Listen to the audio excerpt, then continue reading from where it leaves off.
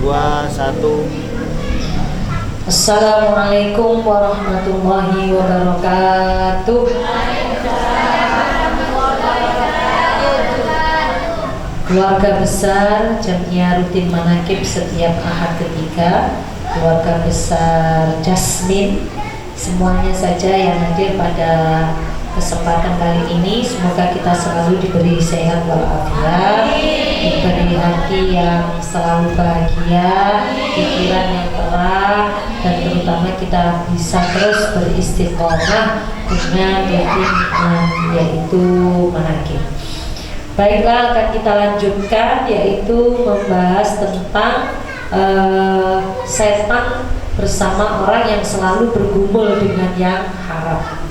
Jadi kalau seseorang itu sukanya makan barang haram, ikhtiarnya semuanya melalui barang yang haram, itu malah lebih cepat menjadi temannya setan. Hadisnya Nabi di sini disampaikan yang merupakan wasiatnya Nabi Muhammad SAW kepada sahabat Ali.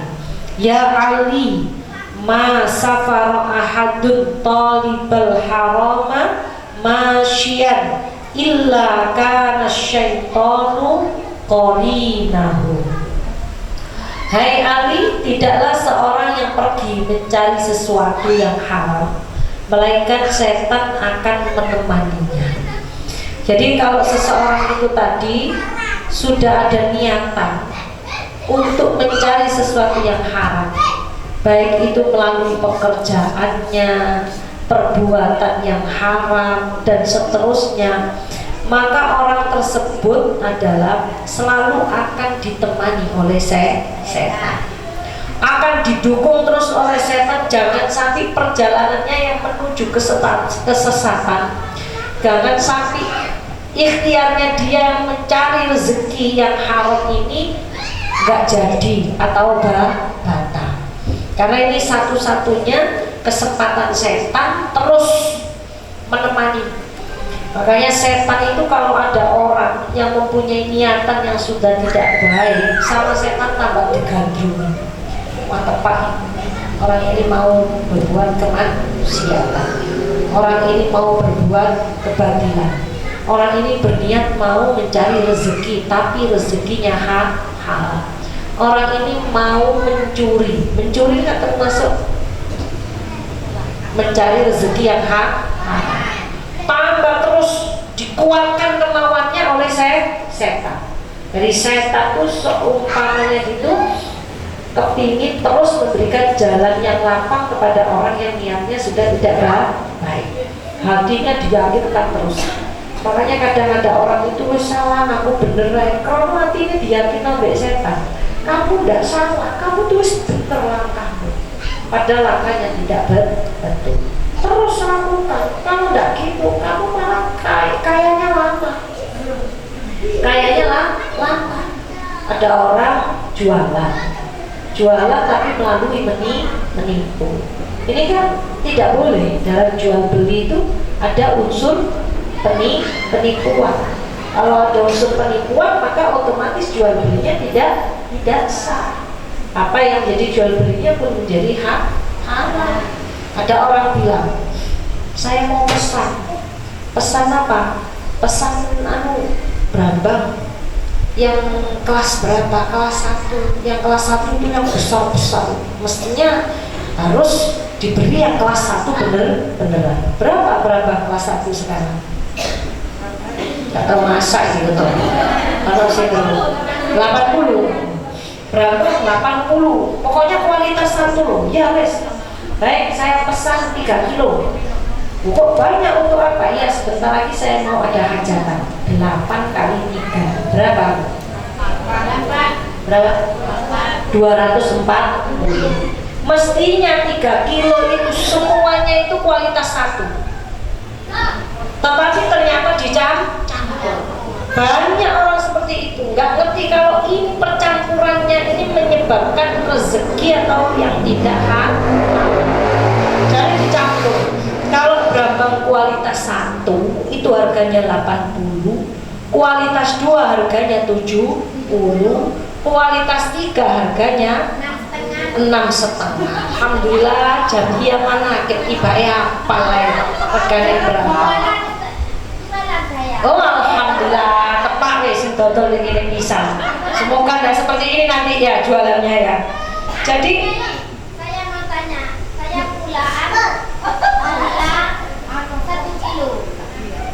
1 kilo itu kurang 1 kilo. Apa saya masih nambah ya apa enggak? nanti ya pertanyaannya diterangkan dulu ya. Nanti saya jawab nih. Jangan khawatir, tenang nanti diterangkan dulu. Semangat, silakan berambang bulan. Jadi gini, kualitas 3 kenapa dicampur? Ada kualitas 3 separuh, tapi yang perlu ini kualitas kualitas 1 separuh, tapi yang lainnya dicampur. Ada kualitas 3, kualitas 2. Jadi diubek seolah-olah ini kualitas 1 semua. Begitu diterima kualitas 1, wah kualitas 1 aku mbak nek gak 1 gak gelem aku ki nek A yo A nek B yo B nek A B yo A B temenan A B temenan. Ternyata bener setelah dilihat berambangnya gak murni kualitas 1. Apa yang terjadi? Ya inilah yang dimaksud dengan tidak halal itu, berarti dia tidak jujur dalam berdagang. Selisih kualitas menjadikan selisih harga. Mestinya uangnya juga tidak sama. Lah ini yang menyebabkan kita ini makan barang haram. Setan itu seneng terus dagang kayak itu. Jangan jujur-jujur amat nanti kalah kaya kamu. Orang itu kalau terlalu jujur nggak kaya. Kalau kamu nanti nggak kaya, nggak dihormati orang. Zaman sekarang itu orang itu yang dipandang adalah materi. Bener apa betul? Gini ku keliru saja deh. Tapi ini sudah menjadi apa? Menjadi kaidah umum, ya? Menjadi kaidah umum. Akhirnya dikuatkan terus sama setan. Aman kamu, hari ini kamu jualan ke orang itu dengan berambang campuran, mereka tidak komplain, aman. Besok lagi, alhamdulillah, tadi mewah kelek, double, karena aslinya ini kualitas 1 yang dijual kualitas 3. Besok lagi dikuatkan terus sama setan, aman, dibisikkan sampai dia ini tidak merasa itu adalah tidak benar. Suatu ketika pas jualan delala sing tuku janjian jasmin telung piti pesen berambang nomor 1 temen lo ya temen kalau nggak kualitas nomor 1 apa ketok tangan kue wanine muni ketok tangan. Ternyata benar begitu dibeli berambangnya ini ternyata campur. Ada kualitas 1, kualitas 2, kualitas 3. Protes. Bu, ya opo sampean? Saya sudah pesan berapa 3 kilo kualitas 1. Kok ini ada berapa kecil kualitas berapa? Loh mbak, ini masih cilik lagi mentes mbak. Kalah mbak si dodol. Kualitasnya itu tetap 1 mbak. Sampai tahu berapa gede kualitas cilik itu bobot mbak. Ini kok berapa cilik-cilik yo sing gede mang bobot mbak. Oke timbangane campur bobot barang. Ini enggak bener, alasan apapun tidak benar. Maka dari itu hindarilah. Jangan sampai jual apapun, entah itu jual berambang, jual batu, jual beras, jual apapun, jangan sampai jualan itu mengandung unsur penipuan yang menyebabkan jadi rezekinya rezeki haram. Kalau sudah rezeki yang kita makan haram, seperti dengan keterangan yang lalu, maka akan sulit diajak untuk menuju kebaikan. Monggo tadi yang mau bertanya, barangkali ngempet nanti kasih ya. Gula 1 kilo, terus nanti ditimbang. Kok ditimbang ke rumah kurang 8 on. Bukan 8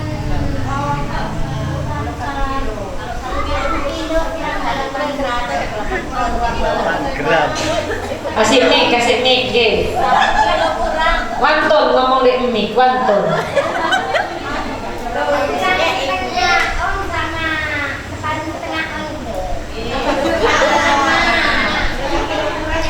Jadi intinya pada saat kulaan di timbangan versi orangnya yang dikulai itu pas 1 kilo. Ternyata sampai di rumah ibu timbangannya tidak sama, kurang. Tapi timbangannya jenengan rusak sama badan. Kan timbangnya kan dikosong, kepai kosong kan ini. Kalau timbangan saya ini. Artinya begini, kita ya, kalau memang kesalahannya dari timbangannya orang yang tadi yang dikulai, memang ada unsur untuk sengaja untuk menselisihkan ya, menselisihkan timbangan ya. Itu berarti orang tersebut yaitu berbuat curang dalam jual beli.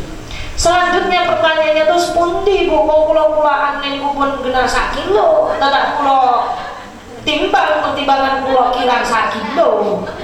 Lah napa kula niki ngen nemponi lah kata dia.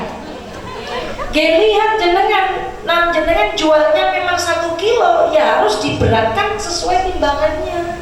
Lah kira nggih sampe tambahi. Lah boten ganti. Makanya inilah yang disebut dengan haram karena merugikan orang lain. Tadi jenengan yang jualan 1 kilo ya karena ijab kabulnya ini jualan 1 kilo, maka harganya itu harus jumlah timbangannya juga harus 1 kilo. Kecuali jenengan kayak kula aku mang 1 kilo, ternyata totok ini enggak 1 kilo, berarti ngedolen jenengan ngojo akad jual beli 1 kilo.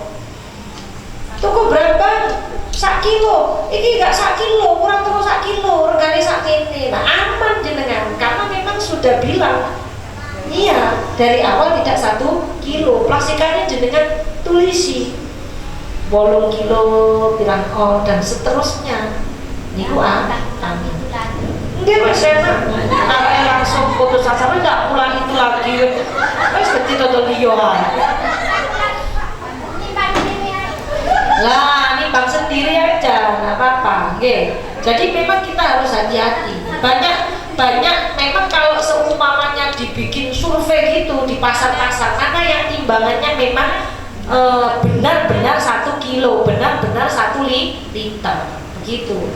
Makanya kalau kita jual, misalkan lengo yang apa itu kemasan itu di situ kan ada tulisannya lengo 1 liter. Minyak patut aku sambil lengo. Katut tanahku balik. Minyak 1 liter. Itu tulisannya. Jenengan sudah paketan apa sudah apa? Itu kan 1 liter. Tapi jenengan jangan sampai ikut katut-katut di situ tuh sudah 1 liter apa belum? Jadi sampai timbang kok belum 1 liter. Jangan bilang kalau itu jualan minyak 1 liter. Ya sampai bilang aja beli minyak refill Pak segini ini kurang berapa itu dibilang supaya nggak terus terus akhirnya apa ini kesalahan yang turun menurun. Lah kula mboten seperap 1 liter napa mboten nih wong kula gini kilo mboten bisa seperti itu, mboten bisa. Enggak bisa. Atau kabeh wis ngene iki wis karo wis. Mboten bisa. Yang ini kene. Nek gak tepak itu gampang nulare. Enggak bisa, harus ditimbang. Oh ya bener iki 1 liter. Ya berarti jualan 1 liter. Timbangan 1 kilo. Kalau minyak itu liter kan? Sampun nggih. Sekarang kita lanjutkan. Wala raqiban illa radifahu, ya kan? Wala raqiban illa radifahu. Tidaklah seseorang yang pergi mencari sesuatu yang haram dengan menaiki kendaraan, melainkan setan akan membuntuinya. Sama, pokoknya intinya siapapun niatnya, perjalanannya, atau mencari rezekinya, memburu sesuatu yang haram, maka pada hakikatnya orang itu adalah ditemani oleh setan. Sudah musyarakah, setan bekerja sama dengan orang tersebut. Jadi setan itu sangat senang sekali membuka seumpamanya tangan gitu 10 tangan mendampinginya dan selalu membisikinya untuk terus mantap dan yakin bahwasannya perbuatannya itu benar. Terus membisikinya, lakukan, tidak ada masalah, lakukan, menguntungkan kamu, lakukan, ini perbuatan yang tidak berefek dan seterusnya, sehingga hati kita ini merasa ada dukungan. Kalau sudah terus seperti itu, akhirnya susah untuk diingatkan. Karena kekebalannya dia, intuisi hatinya yang awalnya dia merasa ragu, sekarang sudah menjadi kebal. Karena setiap waktu sudah mendapatkan bisikan-bisikan yang tidak baik, dan apa yang sudah dia peroleh, sudah dia makan, sudah masuk ke dalam tubuh. Kullulah min nabata min haramin fannaru aulabi. Setiap daging yang tumbuh dari makanan yang haram lebih cepat larinya ke neraka. Karena apa? Susah mendapatkan kebaikan.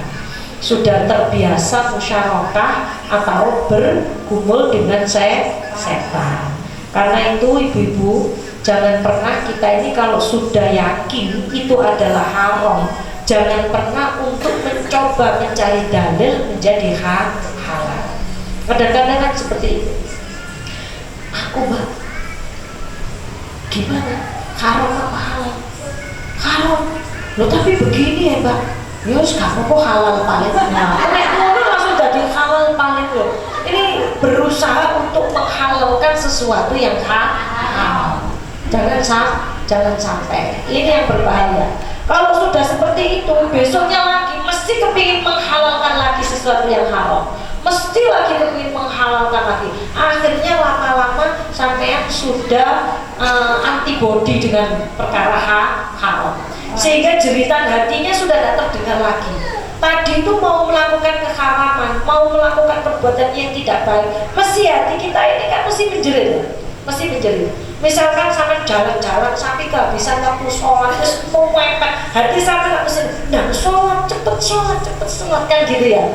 Tapi karena kita ini bertempur di hati ini, yang hati kita, jiwa kita yang paling fitrah ini mengatakan cepat sholat, tinggalkan nanti belajar lagi. Tapi ada lagi, setannya bisi lagi, gak popo, sih cukup waktunya masih cukup, bener gak? Terus gitu, ini gak jenengan delete langsung, gak cukup, langsung cari musola. Kalau jenengan dengarkan yang tidak baik tersebut masih cukup, akhirnya waktunya tinggal jam 5 sore misalkan, gitu tuh masih gini, gak popo, sih durung setengah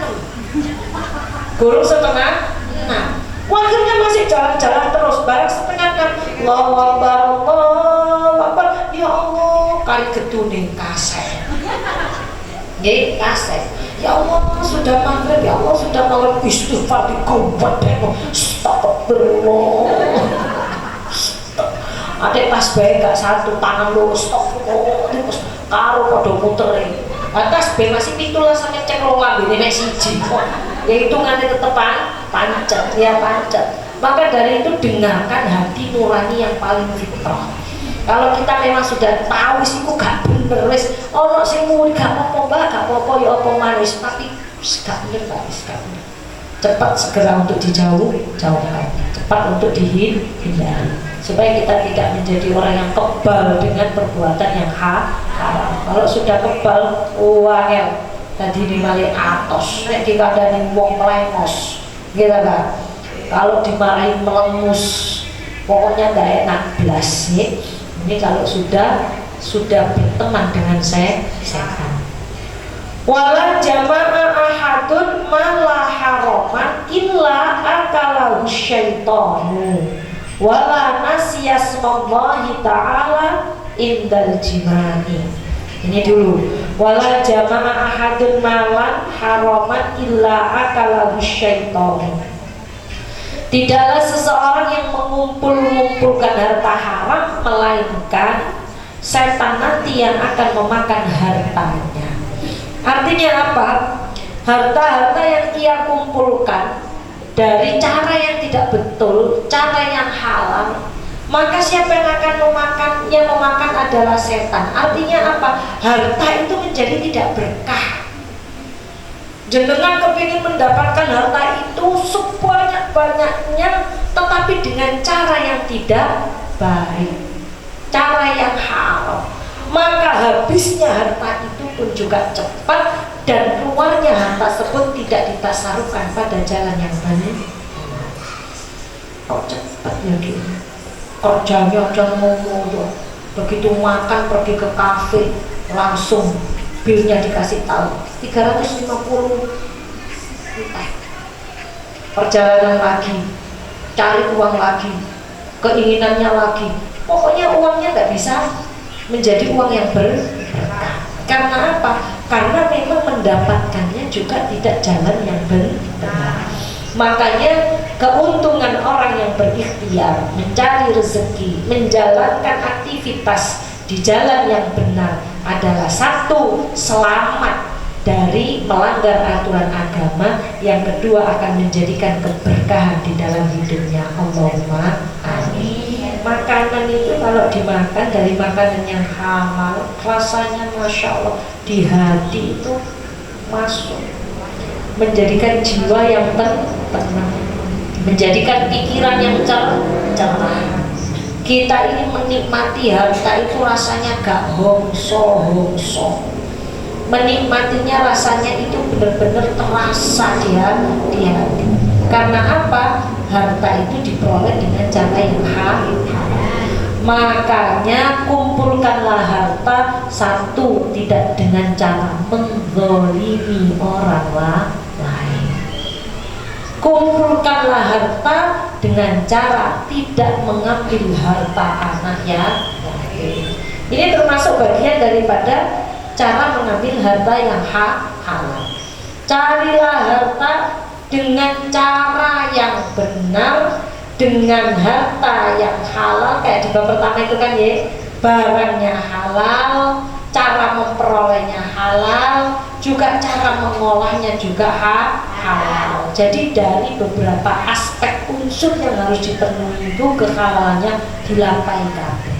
Nek sing muni cek sorong pati mangan cek sorong. Tiba enak mikir gak halal haram sing penting mlebu urip pendek.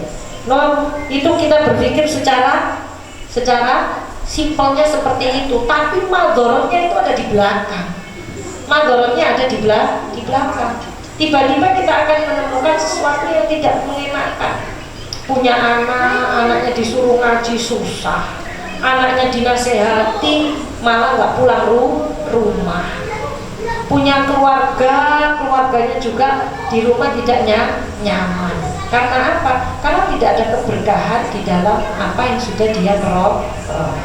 Karena itu kita semuanya bismillah, melangkah mencari rezeki juga diniati. Bismillah ya Allah, saya niat mencari rezeki yang halal. Loh, ini perjalanannya akan menjadi ibadah. Bismillah ya Allah, saya berangkat manakib mencari ridha panjenengan. Begitu seterusnya. Memang kita selalu minta perlindungan kepada Allah Subhanahu wa Ta'ala, karena kita ini punya musuh.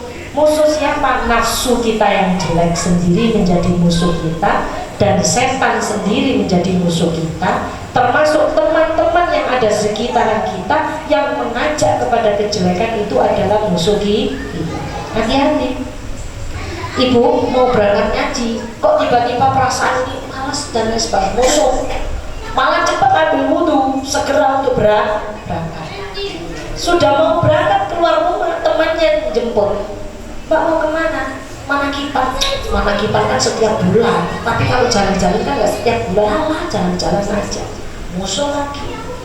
Belum lagi tiba-tiba perasaan kita ada yang seperti mengajak. Sesekali bolos gak manakipan, mau gak apa-apa. Manakipan kan bukan sholat wajib, sunnah saja. Lo akhirnya iya ya gak sholat wajib, akhirnya tidak berangkat.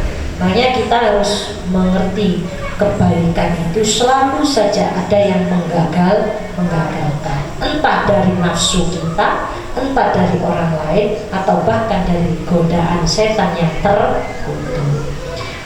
Wala nasiya ismallahi ta'ala indal jima'i illa syarakahu fi waladihi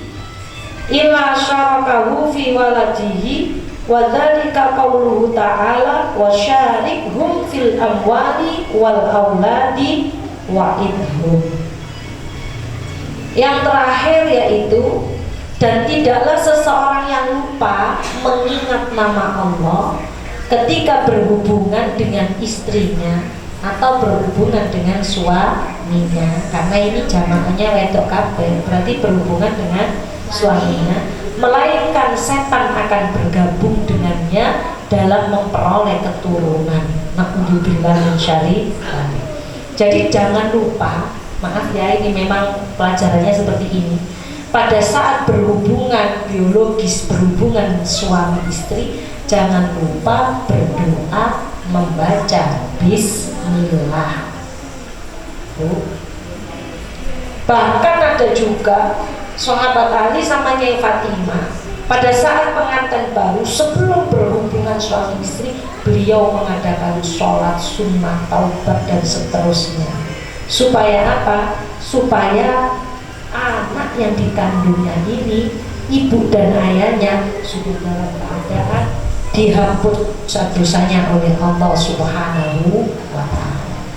Jangan terus habis lihat sinetron, adik sinetronnya adik satu jiwa satu hati, adik langsung masuk kamar, Pak, terus kadek bismillah, layangan putus lah, apa layangan putus ya, habis jalan-jalan terus ternyata kepingin, kadek bismillah. Lah ini hati-hati, nanti kalau benih itu tadi pada saat itu menjadi janin, maka janinnya ini akan menjadi sudah musyarakah dengan setan. Keturunannya tersebut tadi banyak digoda oleh setan. Jadi bismillah, Allahumma, sebenarnya doanya nggak pintar, kalau bisa pintar bisa hafal. Jadi doa supaya anak-anaknya menjadi anak yang solehah. Jangan dikeplek sikile tok wes bablas angin metu nang kamar kipasan gak adik doa dan lain sebagainya. Jadi nanti dilihat, arek kok mesuk ngene iki lha kok biyen orang tuanya enggak pintar, tidak doa, selesainya juga tidak hamba langsung. Kadang-kadang saya itu dengar ada orang itu bilang gini, ini kilo nih, alhamdulillah ini nasawa, bukan kulo hati tidak dadi loh. Sumpah ada yang bilang begitu, kena buatan. Lo gak ada niat dari alamat, jika alamat budel lari budel. Otomatis kita bakal bismillah belas. Tapi dia mau buatan niat ada, terus ya nopo deh, ya kok tahu aku. Mau sama saya gak ingat kok tahu aku, ya masih sabar aja ini. Makanya masih ada tahapan-tahapan pada saat jima baca bismillah. Jadi anak diridhoi, keluar sampai ada iqomah dan adzan. Kopeng tangan adzan, kopeng kiwa iqomah. Supaya apa? Cek ini gak didisi setan. Nah, padahal setan itu harus menunggu di jalan keluarnya, ndak metu. Sing adzan dadak kesuwen. Anaknya sudah dipakai sarung, dibuntel. Bapak Samsul, Bapak Samsul saya itu pedawat. Ya wis dibisi setan, wis kedisikan, ya apa enggak? Tadi nek ate ngabani mau mati, wis sudah ada kesuwen tenono, datang di situ tungguin. Begitu keluar langsung dibalut anduk, dikomati dia, dan gak usah didusi kesuwen, setan harus nungguin mulai maneh lek ngono. Nggih ta mboten? Makanya sekarang kan teorinya suami harus masuk di persalinan, tidak tunggu di luar. Jadi istrinya ditunggu supaya apa? Supaya tahu kekuatan wanita mengeluarkan bayi itu, supaya tahu, supaya tambah kasih sayangnya suami kepada istri. Kilo, aku mau persembahkan nyawaku untuk melahirkan keturunanmu. Yang ketiga, supaya saat mengadzani dan mengikomai itu tidak ketinggalan. Jadi begitu istrinya hamil melahirkan, dicari suaminya. Mana bapaknya? Nggak pakai bapak. Maksudnya nggak pakai bapak gimana? Ibu Maria. Loh, kayak ya harus sama bapak nih, lo gak bisa karakter lahiran nanti ya. Suaminya mana suaminya? Masuk, kami suruh masuk.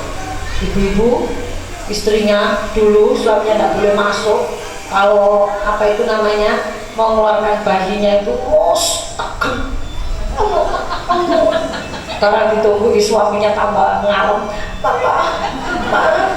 Pak sakit, iya Pak sakit, Papa. Kalau main nama sakit malah tambah ngalem, tambah cari Papa sorong. Wadah kan suami itu lihat istrinya ngejan terus keluar darah, langsung suaminya, Mama, tetap semakut. Malah gupu cari beritanya. Wis tok rasanya enggak iso apa tonggo itu guys. Bahaya ini, bahaya ya. Suami harus siaga satu ya. Jadi begitu supaya anak-anak kita mulai dari berhubungan suami istri, mulai hamil, melahirkan, dan bahkan proses menjadi anak yang dewasa semuanya butuh untuk riyadhah dan diperjalankan dengan yang benar. Ibu-ibu, alhamdulillah materi kita sudah selesai. Semoga kita selalu dilindungi oleh Allah Subhanahu wa Ta'ala.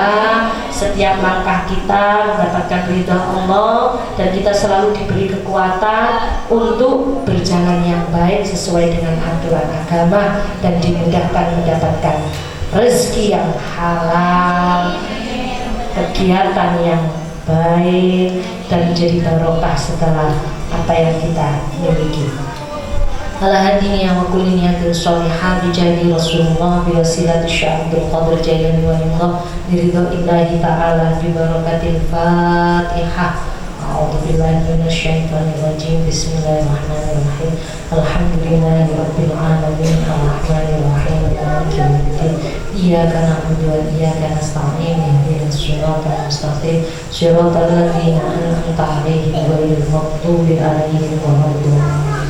Bismillahirrahmanirrahim. Alhamdulillahi rabbil alamin. Allahumma shalli ala Muhammad, Allahumma shalli ala sayyidina Muhammad, Allahumma shalli ala sayyidina wa habibina wa syafi'ina maulana Muhammad. Rabbana atina fid dunya hasanah wa fil akhirati hasanah wa qina adzabannar wa adkhilna jannata ma'al abrar ya aziz ya ghaffar ya rabbal alamin. Wa sallallahu ala sayyidina Muhammad wa ala ali sayyidina Muhammad bijahi Rasulullah biwasilati Syekh Abdul Qadir Jailani walillah biridha Illahi ta'ala bi barakatil Fatihah.